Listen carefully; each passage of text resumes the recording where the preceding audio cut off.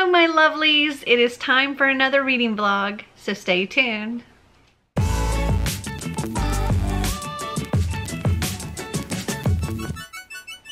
So I have some lofty goals for this week. I want to get so much read.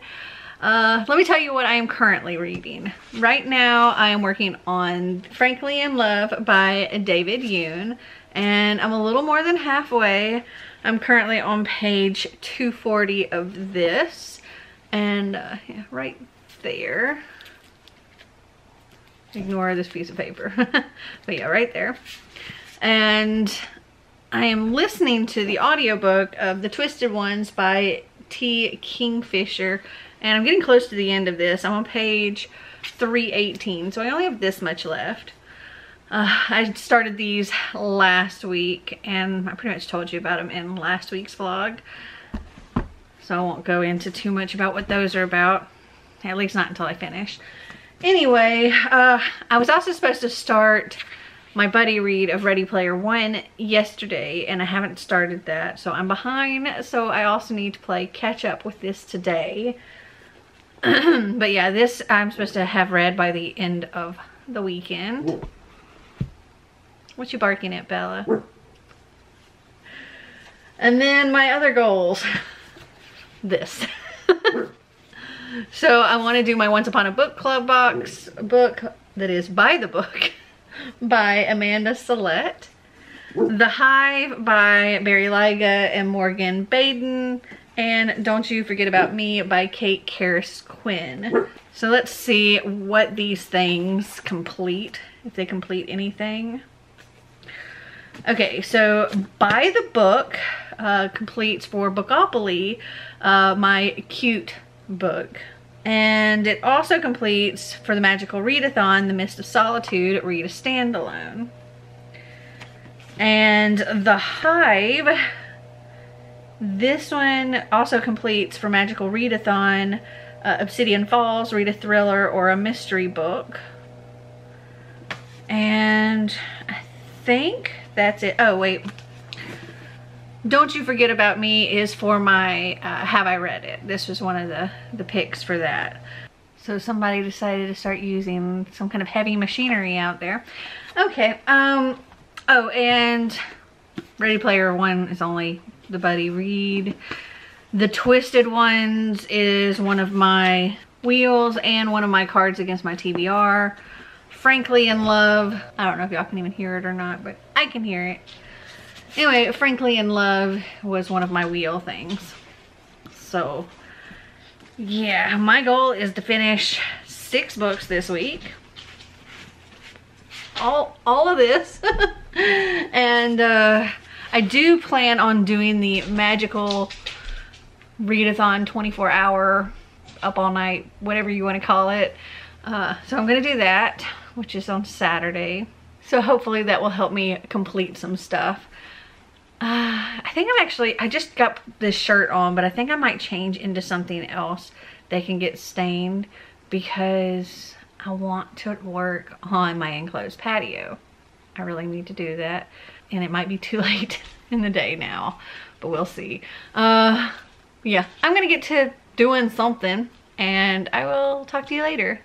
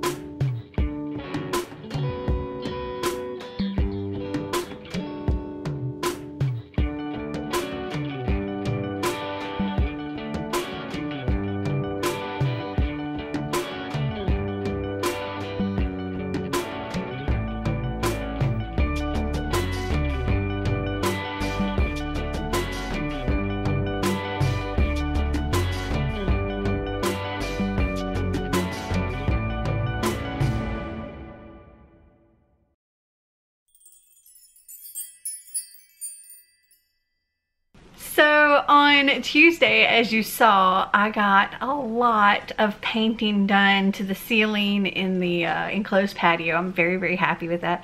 The color looks so good. I'm so excited. I think it's gonna look amazing when it's done. Though, since then I've realized that there's like a little spot that I need to touch up after I've cleaned off everything. There's like one little spot that's got speckles of white in it, and I'm gonna have to touch that up. But anyway, during that, I finished listening to The Twisted Ones by T. Kingfisher, and what am I gonna give this? I think I would give this a 3.5. I did enjoy it. It was weird. Our main character, she has been tasked by her father to go and clean out her grandmother's house. And her grandmother was a hoarder. And in the process, she finds this journal from her step-grandfather, and it seems like ramblings of a madman, but he speaks about this place that shouldn't exist but does. And she happens to wander into this place that shouldn't exist but does, and sees the creepy things that he's referring to in this journal. And so she kind of sinks more and more into what he's writing, and there's creepy things going on. And in his journal he mentions this green book, and he believes that the grandmother, his wife, has possession of it and has hidden it somewhere. And so he's been like searching for it, and he talks about this green book in his journal a lot. And so she's now invested in where this journal is and looking for it while sorting through all of the junk that's in this house, plus the creepy monster things that seem to be staring in her window. They're like, she calls them effigies. They're kind of like a mix of animal and other parts, and they're definitely not natural. This is an interesting book. I really don't know what else to say about it. Our main character, she is like a book editor, which was kind of cool. So there's like a little bit of a bookish element to this, which is I think probably why it gets the 0.5, because I like that. Otherwise I think it might just be a 3-star for me. But this completed my Have I Read It, or not Have I Read It, my Cards Against My TBR card, and I think also one of my wheel card things.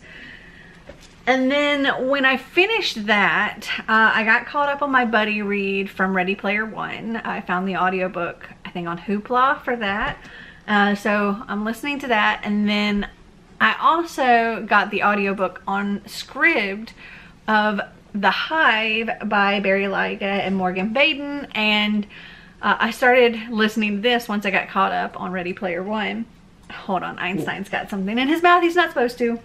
He found a nut. He finds all of these little...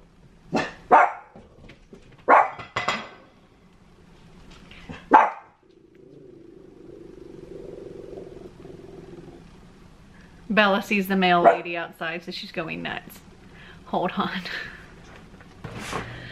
Okay, she had 3 subscription boxes for me.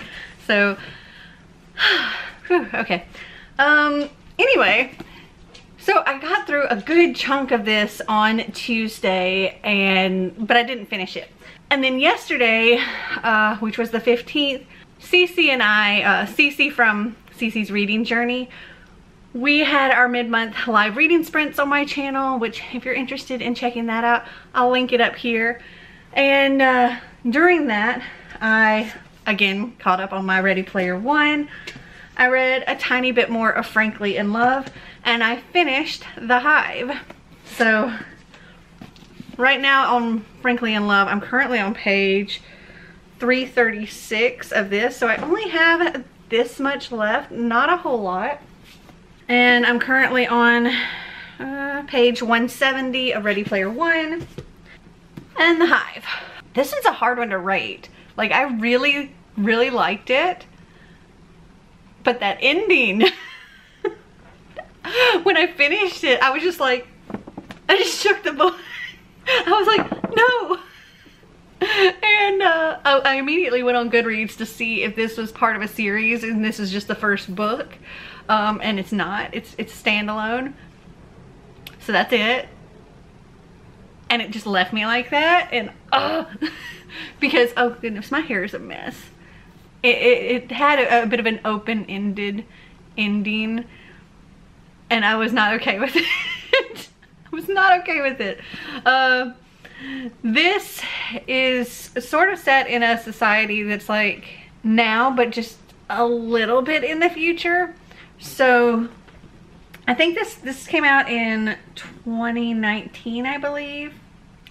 I think so, like September of 2019. Anyway, so there's a president in here. I can't remember what the president's name is, but it's very much modeled after Donald Trump. It's obvious, especially when listening to the audiobook, it is obvious that it's modeled after Donald Trump. But in this world, he has made it, like he won the re-election and he's in his second term, and there is this thing now called the Hive, where the internet polices the internet.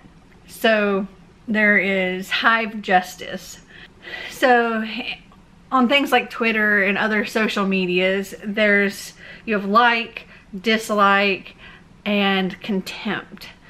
Instead, like, there's that extra thing called contempt. And if your contempts reach a certain point, or like the ratio between contempts and likes reaches a certain point or something, you become a level 1. And level 1s are typically like more of a local kind of thing. When you're a level 1, the punishments are not too terribly severe, and there's a time limit for each level. So for level 1, people only have 1 day to punish you, and like 24 hours from the time you're marked as a level 1, and given, people are given the okay to do whatever. For example, this boy, he spread some rumors online about a girl that just broke up with him. So his punishment as a level 1 was to have trash thrown at him, since he was throwing trash about her. And so that full day he had trash thrown at him. That was his punishment. Then there's level 2, and that gets a little bit more severe. There's like more public shaming, that kind of thing. And people flock to these Hive mobs for Hive justice, and it can get pretty nasty.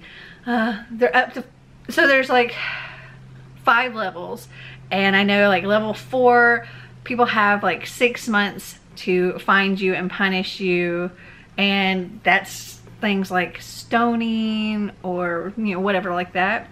And you also can be tracked by your phone, so whenever you're like within range of somebody, they'll get an alert saying that you're a level 4, and you're not allowed to disable your phone or anything like that, so people can like hunt you down.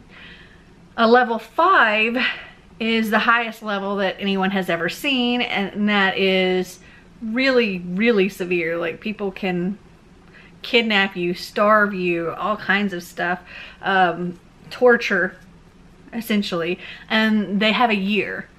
Now, it's not illegal for you to run, but it is illegal for you to disable your device or get rid of your device so that they can't track you. But yes, they have a year to do whatever. And our main character, she's a kid, she's a teenager, it's her senior year of high school. She's just moved because her father's passed away, and they've had to move to this other place.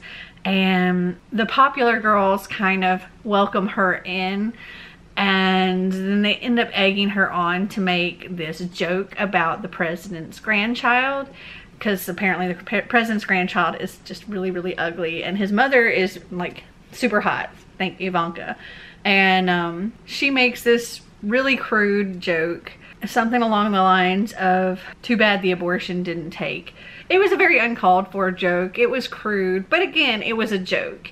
And this joke ends up going viral, and things just get way out of control. And next thing she knows, she's a level 1, quickly upgraded to a level 2. And in the middle of the night, she's woken up by her mom because she's now a level 5 and people are hunting her down.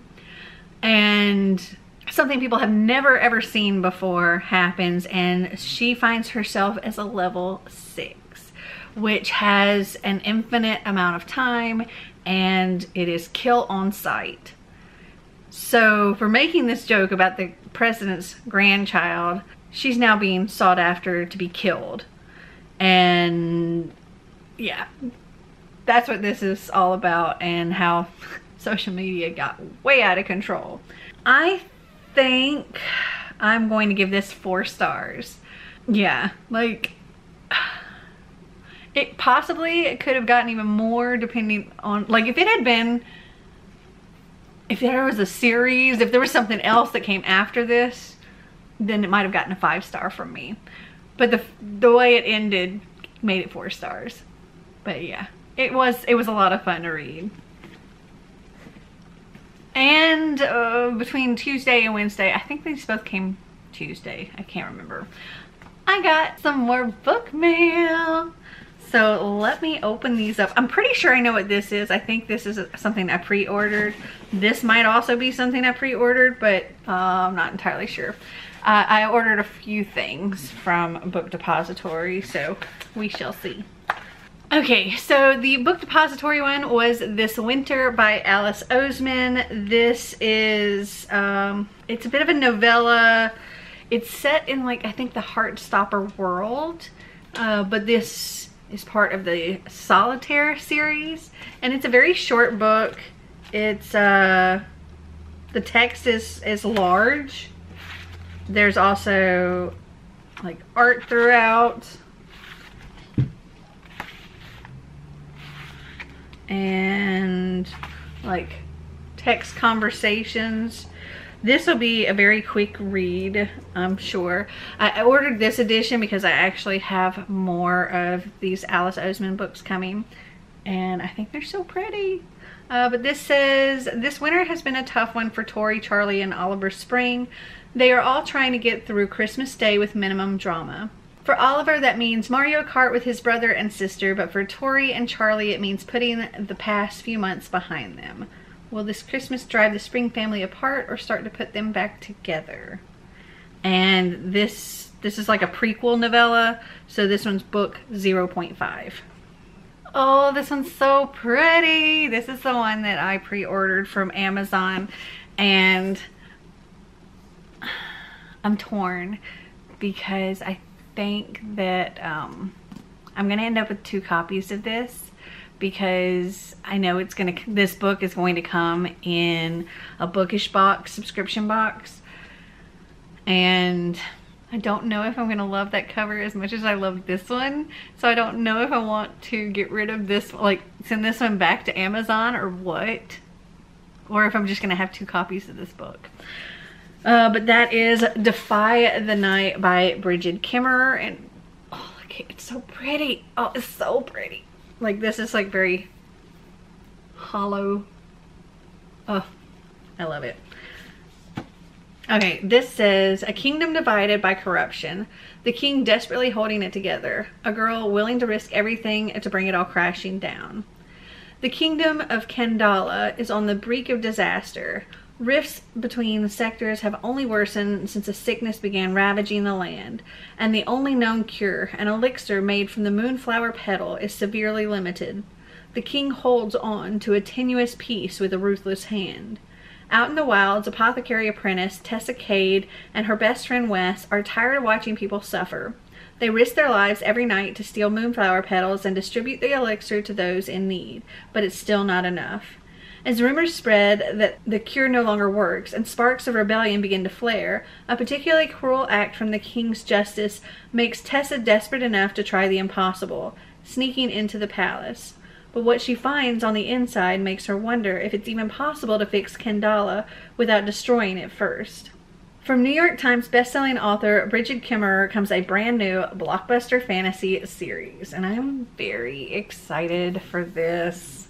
Oh. It's so pretty. And I've really enjoyed Bridget Kimmer's books so far, so I'm really looking forward to reading this.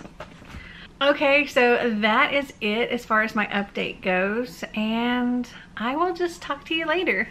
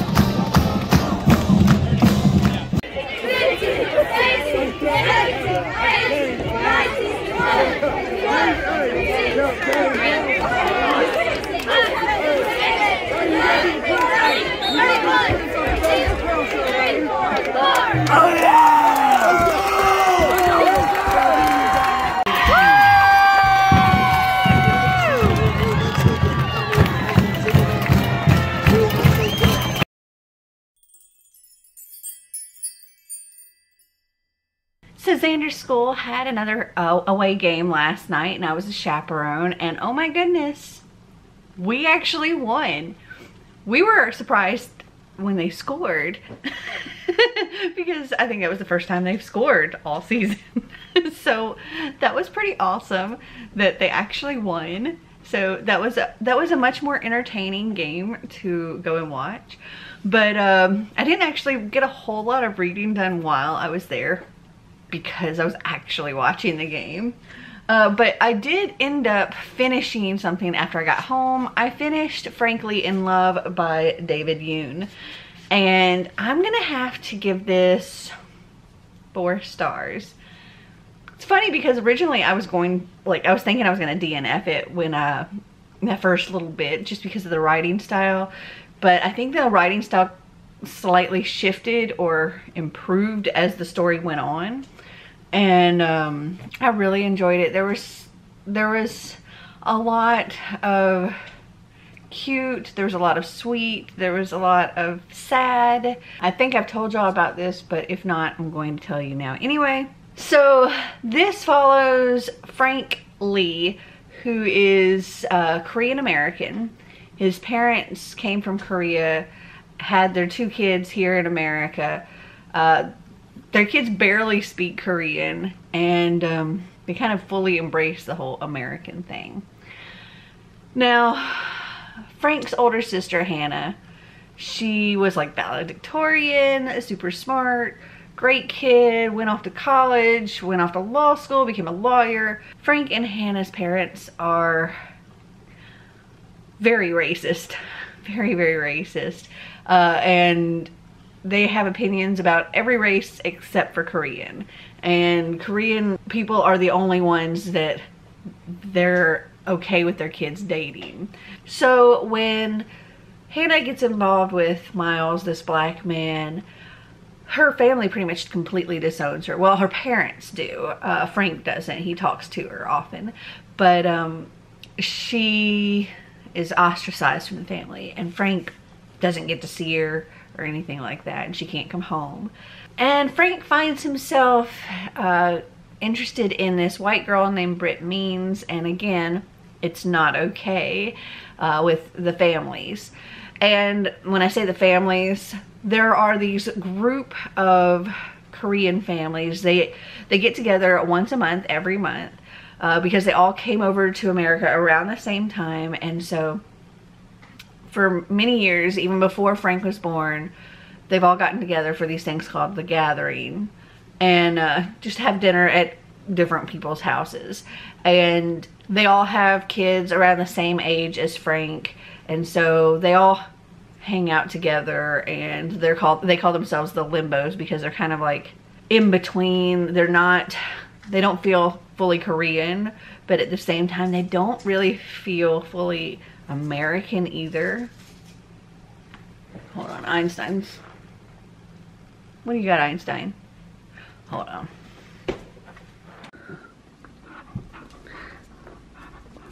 Einstein says he wants to play.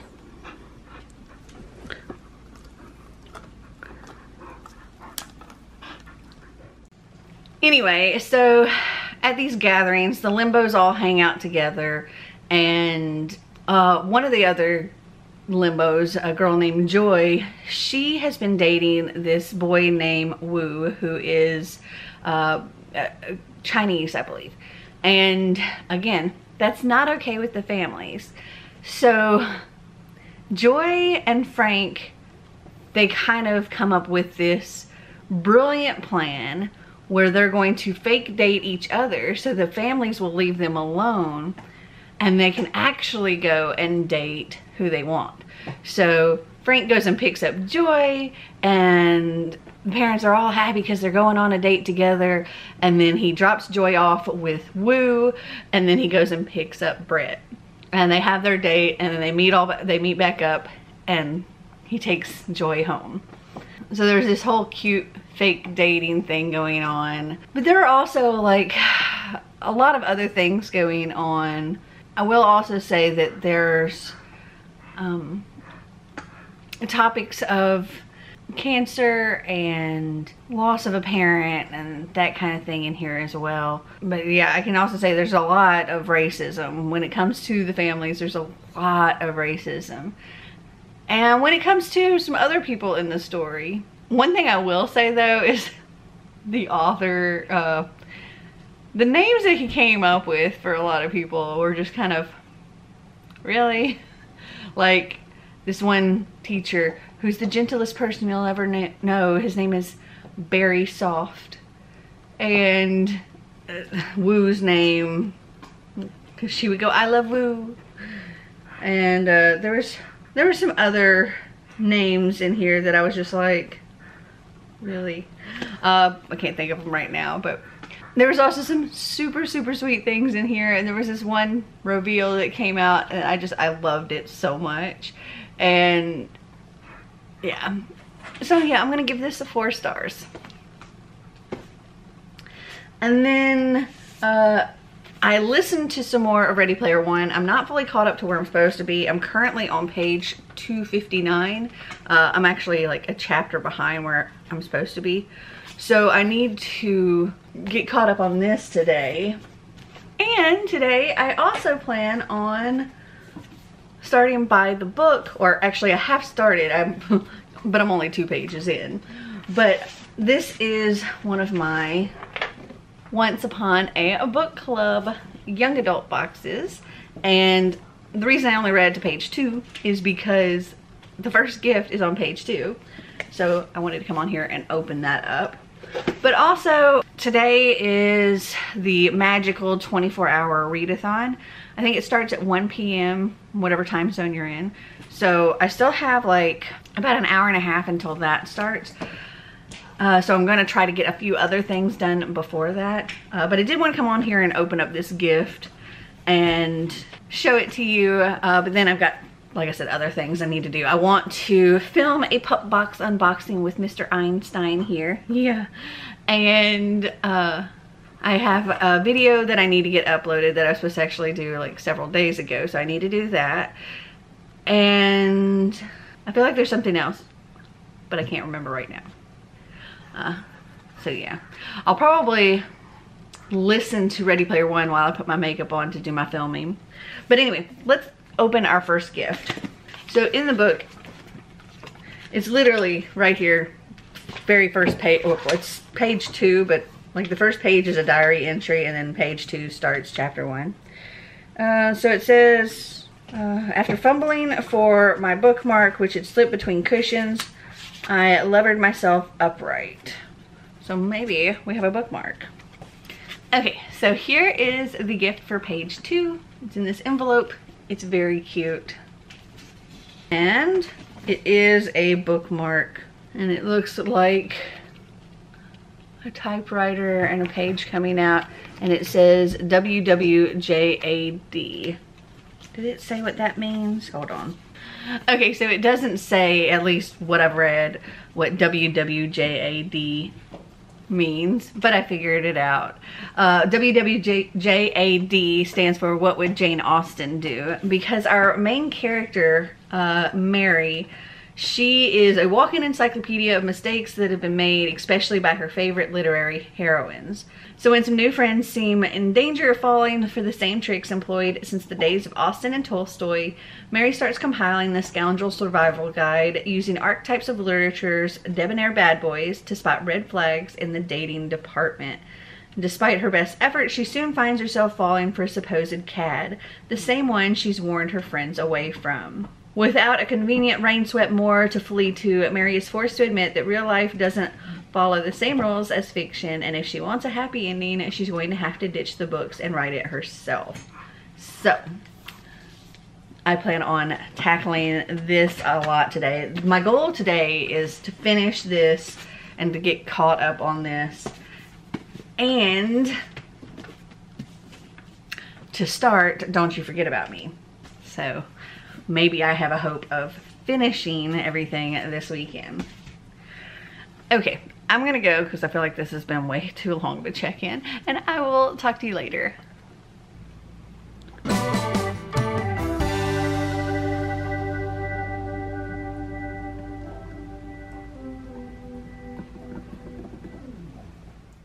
So I have uploaded the video I needed, and I filmed my Pup Box unboxing with Einstein, and I kind of lost track of the chapters when I was listening to Ready Player One, and I finished it.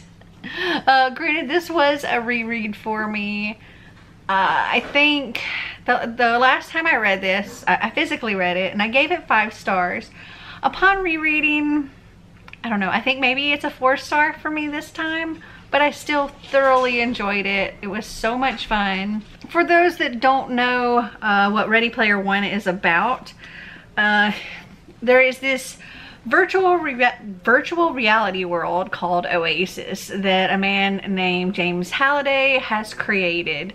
And when James Halliday passed away, he left an Easter egg in the Oasis that you had to find 3 keys and 3 gates and to get you to this Easter egg. And whoever found this Easter egg won all of James Halliday's everything. Like they inherited power of the Oasis, all of his money, everything.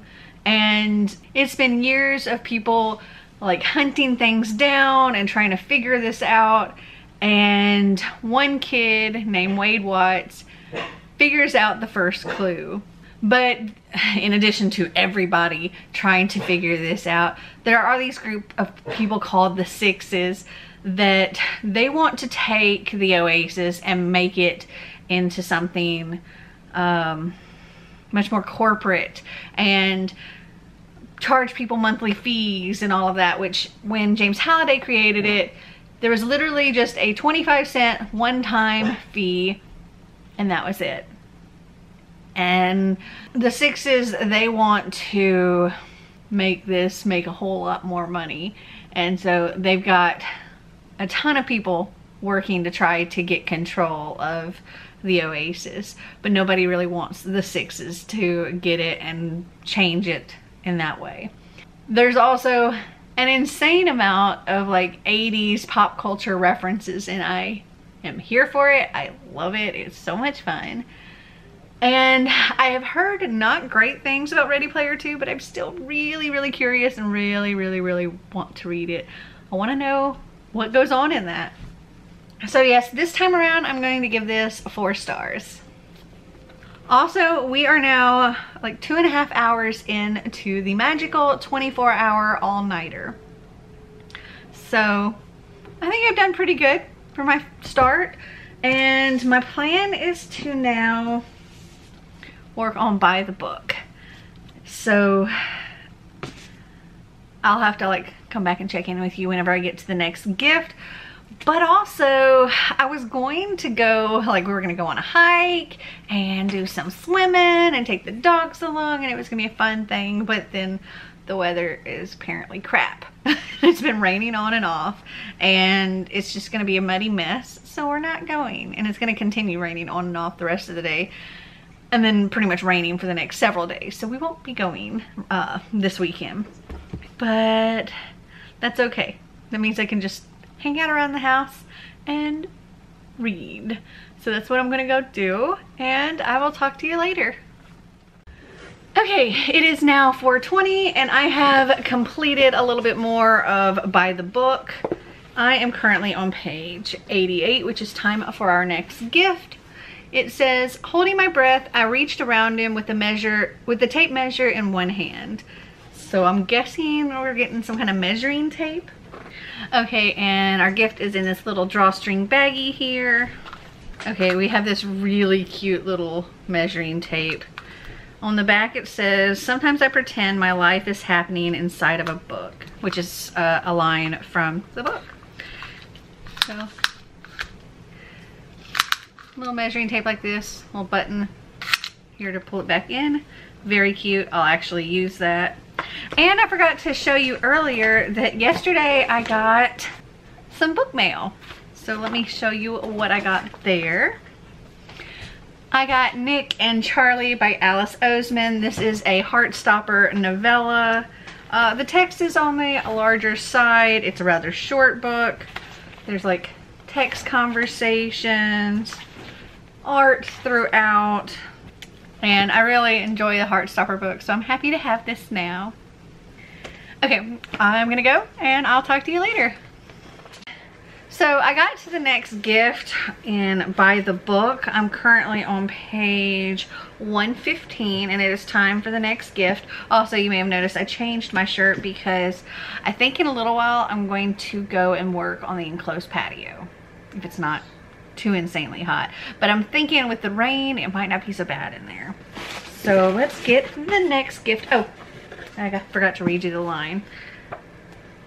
It says, Lydia placed the cover on her lunchbox, snapping the corners into place. I don't think there's a lunchbox here, because it's in this box. A very, very cute box, by the way. Let's see. I'm wrong. It actually is a lunchbox. It's a little bento box. Cute. We had this here, Lydia's lunchbox, which this could totally be used as a bookmark. But this is cute. Okay, so in the top here, take that off, we have a spoon and a cute, cute fork. Oh, and the side of the fork actually is slanted and serrated, so you can use it as a knife. And the backs, I think, maybe, are made to be able to use like chopsticks. And then we also have like a divider that you can use for whatever down in the bottom. We take that off, then we have this part, and you put your food in there. Cute. Okay, so I'll be back shortly for the last gift in this box because it's, I think, on page like 130 something. Probably before I go out and start painting. So I'll be back in just a minute. Okay, so it's nearly 5:30. It's actually 5:23 right now, and I've gotten to the last gift. It says, our hands brushed as he passed me Cam's bag. So I'm guessing this last gift is a bag. Okay, so here is the gift. Okay, so this says it's Cam's messenger bag. It looks like this. There may be a strap on the inside to hook. This is very, very, very cheap. It's like felt. Yeah.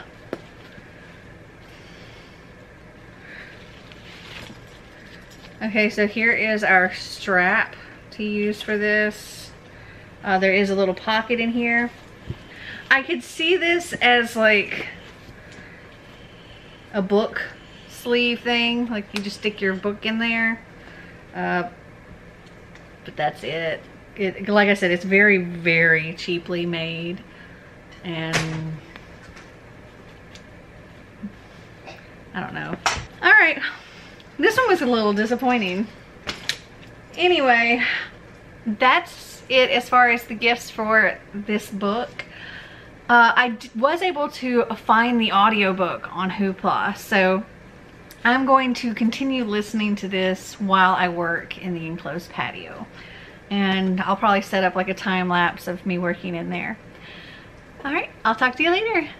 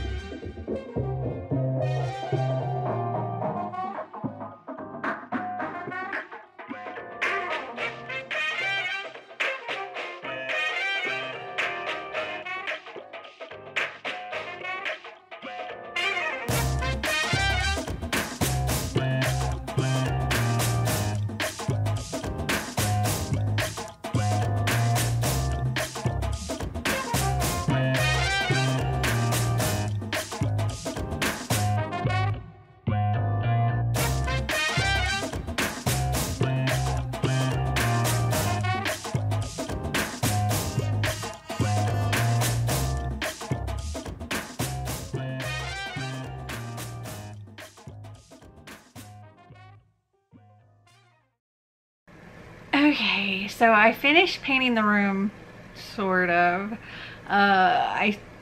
It's gonna need another coat, at least on that last wall that I did, because the that wall was initially like an outside wall, and this paint doesn't really want to stick to it very well, so it's definitely gonna require going over. And I may have to touch up some other spots, but we are now a little over 12 hours. It's 1:24 a.m. We are a little over 12 hours into the 24-hour readathon. And if I didn't say that already, I'm not sure. This is G's magical all-nighter. I finished By the Book, Yay, by Amanda Sellette.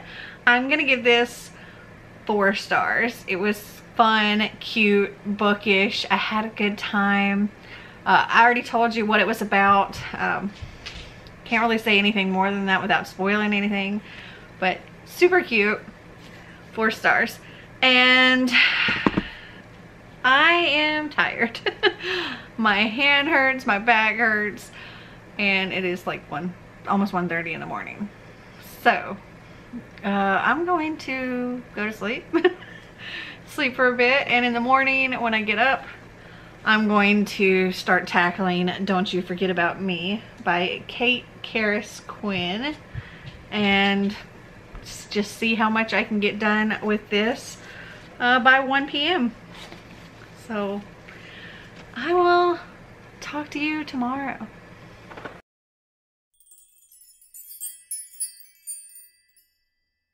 So I ended up sleeping in a little bit this morning, so I haven't gotten anything read yet. It is currently 10:20, so that means I have 2.5 hours remaining in this 24-hour readathon. So I am going to sit here and just read as much as I can of Don't You Forget About Me by Kate Karis Quinn for the next 2.5 hours. This is about a place called Gardnerville, a place where no one gets sick, no one ever dies of natural causes, but there's a price to pay for paradise. Every 4 years, a strange power that fuels the town takes its toll, and a teenager commits a horrible crime, a crime that sends other teens to their graves. And every 4 years, the killer is locked up in the reformatory, only to emerge years later a shell of their former self. So that is what I'm going to sit and read. And I will check back with you probably in about 2.5 hours.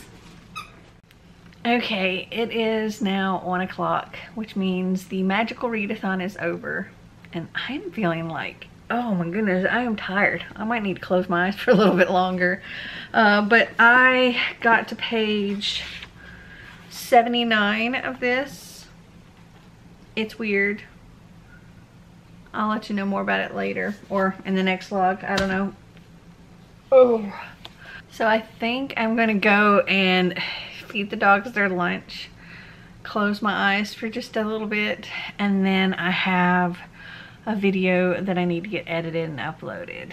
So I don't know how much more reading that I'll actually get done today. So this one may actually carry over into next week's vlog because I don't know that I'm going to get it finished today, but we'll see. Alright, I'm going to go and I'll talk to you later.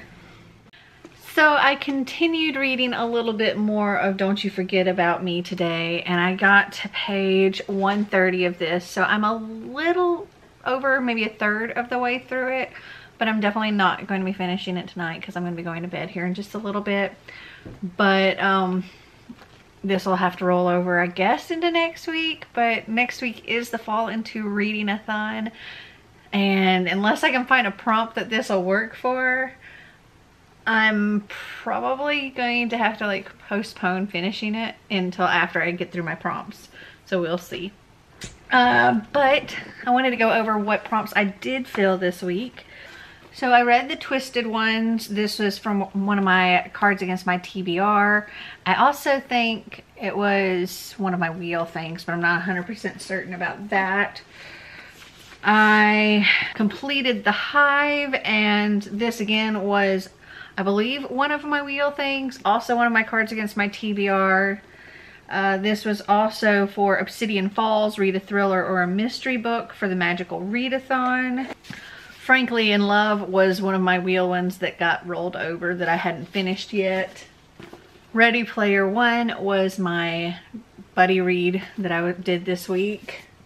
And By the Book was one of my cards against my TBR.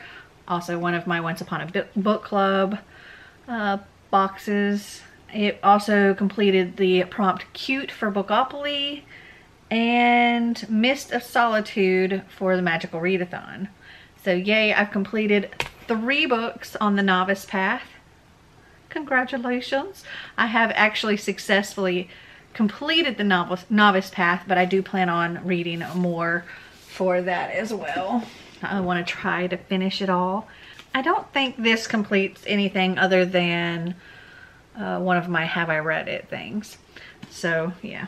But I think that's going to be it for this vlog. I hope you guys enjoyed this video. If you did, give me a big thumbs up. If you'd like to see more videos like this, click that subscribe button down below. And until next time, remember to always be completely you. Bye!